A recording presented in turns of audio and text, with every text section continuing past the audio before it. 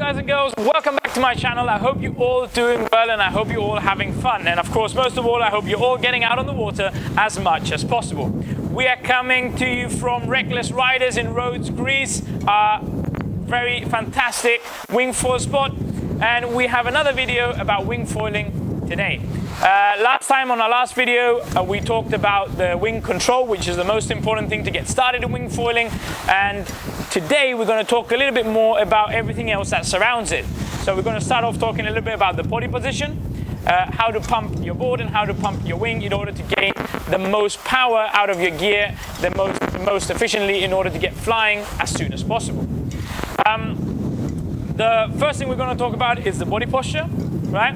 And this is very similar to windsurfing if you're a windsurfer or any other water sports, where you do want to have your knees quite bent, the stance quite wide, wider than the other wind sports, I would say, probably a little bit wider, a little bit more uncomfortable for you, but it does give you a lot of control in the beginning.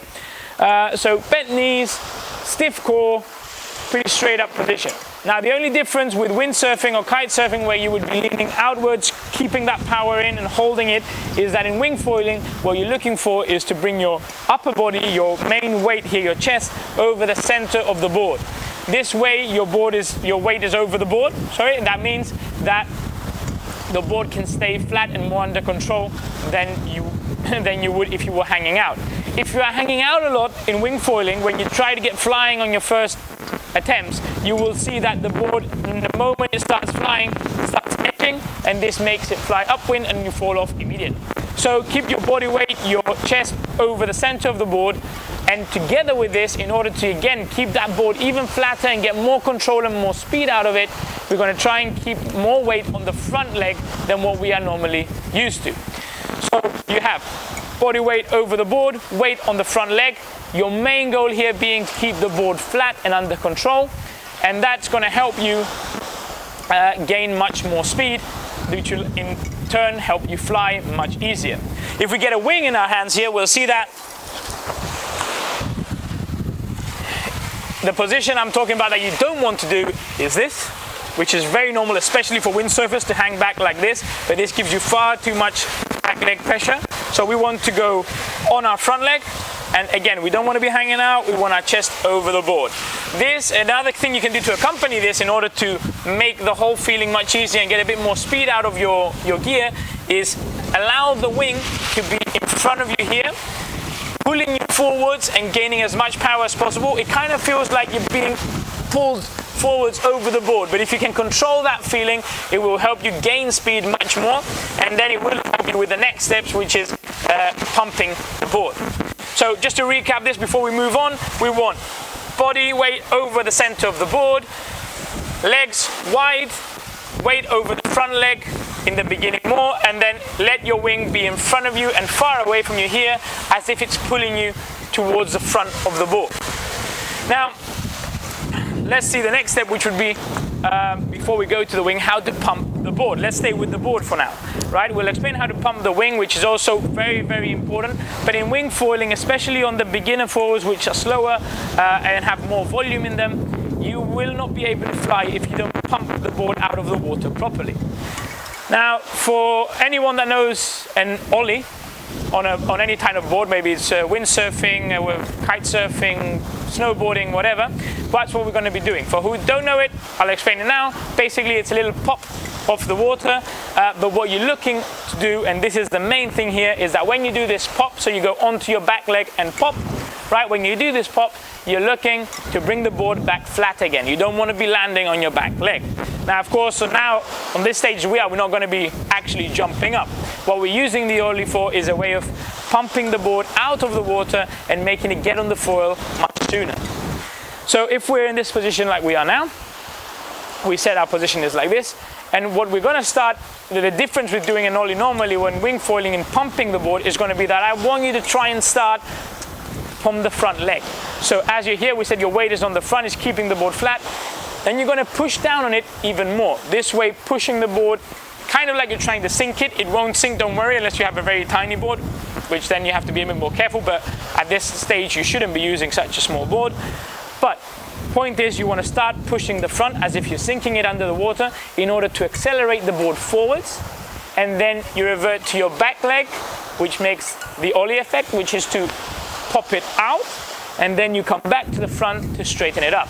So what you're trying to do is a movement that looks, if this is your board and this is the water, it looks like that, right? Like a swimming movement to come up. What happens then is if you're doing this, like we said, you're accelerating when you're pushing forwards, and this is allowing you to pop the board up easier, which starts coming out of the water. Now, why you go back to the front once you get to this point is because, as you see, if you keep your board in this point, it will just keep going up, up, up, up, and your foil and your board, everything will come out of the water and you just crash. So what you're looking for more is that you can pop, speed it up, pop it, and then flatten it again to stop that explosion out of the water, right? Once you flatten it, it keeps flying. Now, of course, I make it sound like you can do this with one pop. In some cases, yes, you can, but that's not what you're looking for. You will need to pump quite a lot. So what you're trying to do is you're going 1, 2, 3, 4, and you'll feel that board loosen up more and more and more. And another little tip here, if you do manage to do that correctly and you do feel like you start flying, another little tip that I like to give is once you feel like the board's in the air, don't stop the pumping. Keep pumping for 2, 3, 4 more times just to stabilize your foil, because when you first get up on a foil, unless you have a lot of speed, that foil is going to feel really unstable.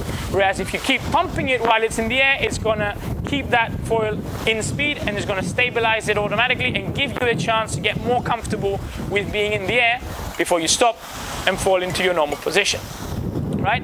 So let's see this with the wing. Put this on our hand in case we lose it. Don't want it flying down the beach. So, like we said, our body position is on the front leg, wing in front of us. We're not going to do any wing pumping for now. We just imagine we have a lot of power and we're going to start pumping the legs. So we're going to go 1, 2, 3. Now, notice that I'm trying to keep my wing as stable as possible while doing this. It's going to be the same if you're pumping the wing. You don't want to be doing this. If you're doing this too much, you're losing power out of your wing. You want the wing to be pretty stable and you want to be pumping the legs. We'll add in the wing pumping later on. So you pump, pump, pump. It starts flying, let's say, and I don't stop pumping. I keep pumping.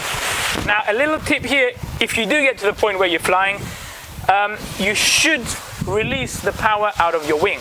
The power you're going to be holding into the wing, especially if you've been pumping it like I'll show you in a second, is too much for when you're on the foil. Remember, a foil is a foil, so once you're up, you need very minimum power to keep it going, and especially in the beginning, you will have much more control if you release that power and rely more on the foil's glide.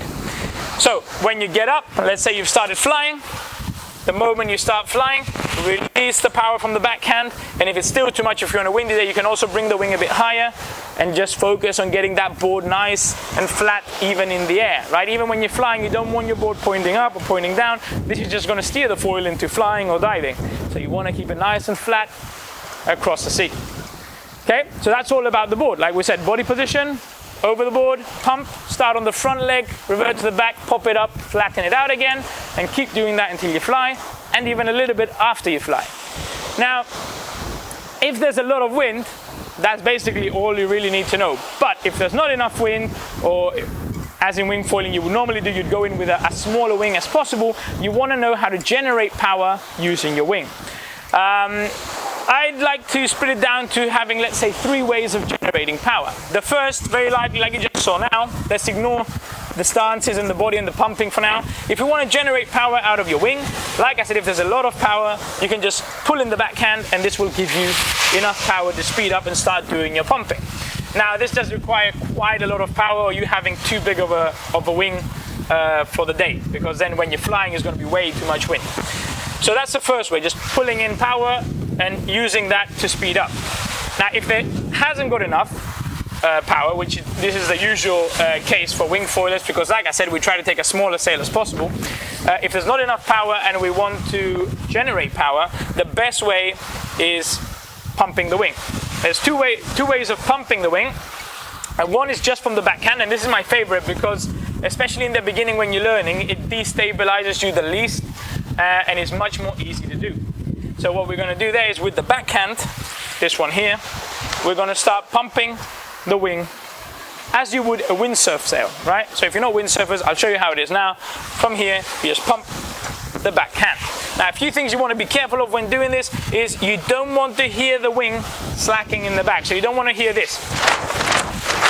That's not pumping. That means that every time you do that, there's no wind in your wing. You want to keep wind as constantly as possible flowing through that wing, even while you're pumping the wing.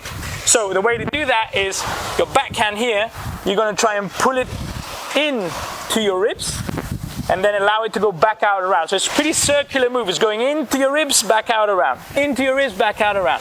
So we're looking at something like this. And as you see, my wing doesn't flap at all. It's keeping power in the whole time, and I'm generating quite a lot more power than I have when I'm just standing still. Now, another thing to add there, and this is for all kinds of pumping, is if you notice, I'm not allowing my hand, I mentioned this before in some way, I'm not allowing my front arm to move with the back, right? So I'm not doing this, because that just loses a lot of power.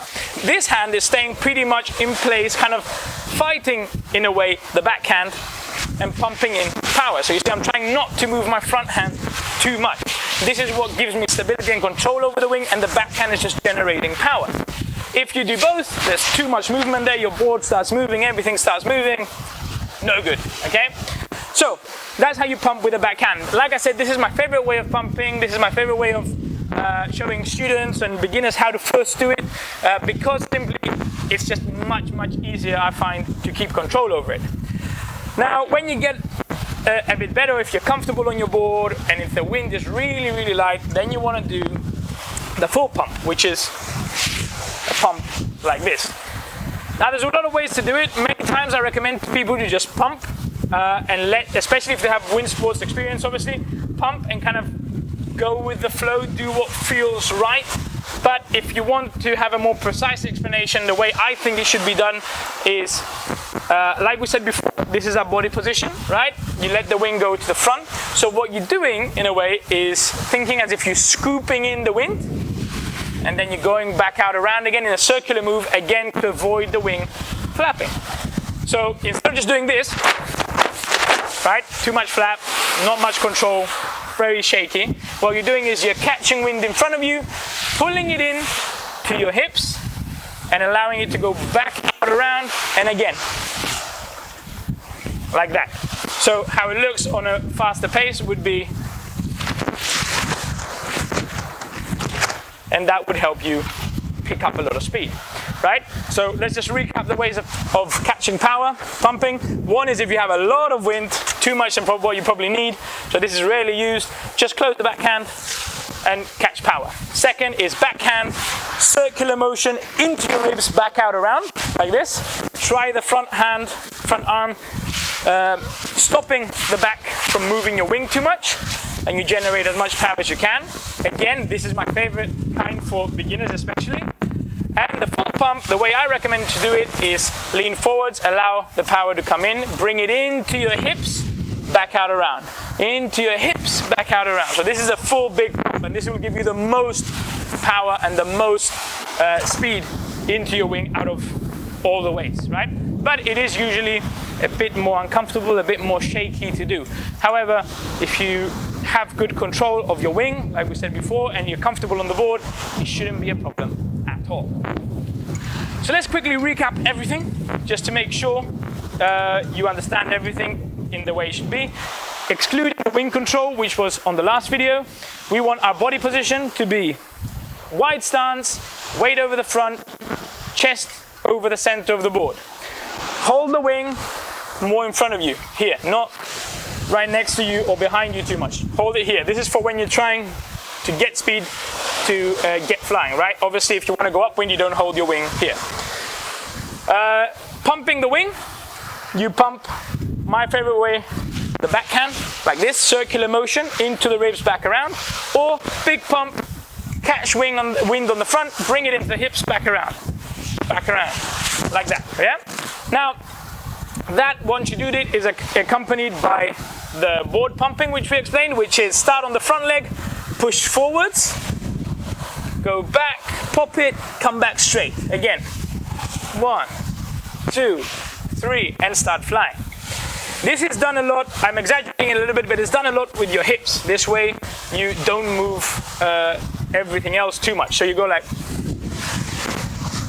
with your hips a lot to get it flying, like you're trying to give the board speed and pop, speed and pop.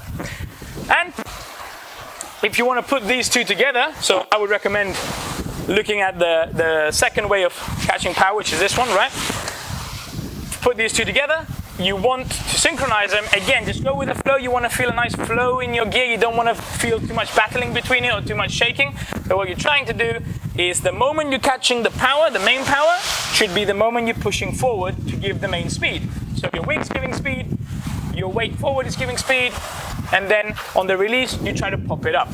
So it looks like this. You go 1, 2, 3, 4, 5, and voila, you're flying. Okay, like I said, keep pumping the board once you're flying, release the wind, and relax. Try to get used to it. So it's pretty straightforward, but it does take a lot of control and practice and being comfortable in your gear. So for someone that is already in wind sports and is comfortable, this will go much easier. Someone that's doing it for the first time or is simply not comfortable on the board, it might seem like a bit of a challenge, especially combining the two together. But if you do this, we'll have to now combine those techniques together and get your board as much speed and thrust and power as possible. You will see that you will be flying in no time. Okay? I hope you liked the video, guys. I hope it helps you out in some way. If you did like it, obviously drop a like on the video. Subscribe to the channel if you haven't. Share this video with any friends you think it might help or benefit. And I'll see you on the water. Enjoy.